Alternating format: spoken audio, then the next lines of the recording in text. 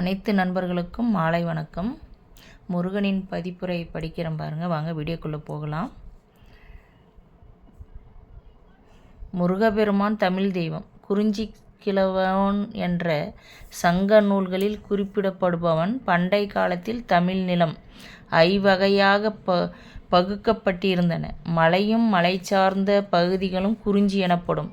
இந்நிலத்தின் இறைவன் கந்தவேல் நக்கீரனால் இயற்ற திருமுருகாற்றுப்படையே கந்த பெருமானை பாட்டுடை தலைவனாக கொண்டிருக்கும் முதல் தமிழ் நூல் எனலாம்.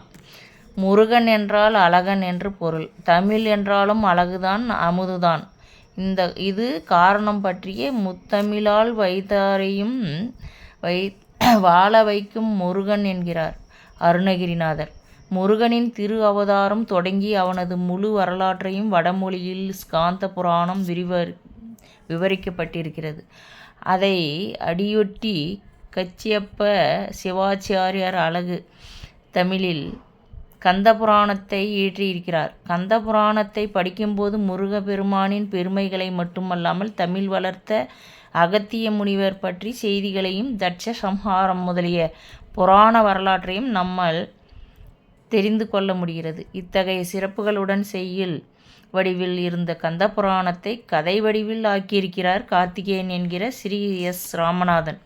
யாவரும் படித்து எளிதில் தெரிந்து கொள்ளக்கூடிய சிக்கல் இல்லாத இனிய தமிழ் நடை. சூரபத்மன் தேவர்கள் இழைத்த கொடுமைகள் அவைகளை விடுவிக்க வேண்டி அவதரித்த திருமுருகன் வரலாறு முழுக்க விரிவாக தரப்பட்டிருக்கிறது. இதனை எல்லோரும் பதிப்புகள் மனமுருகி படித்து முருகனின் அருளை பெற எல்லாம் வல்ல இறைவனை வேண்டி பிரார்த்திக்கின்றோம். வாங்க நண்பர்களே, இது பதிப்புரை முருகனுடையது. எப்படின்னு பதிப்புரை முன்னாடி ஸ்ரீ கந்த புராணம் அடுத்த இதழ் வரும்.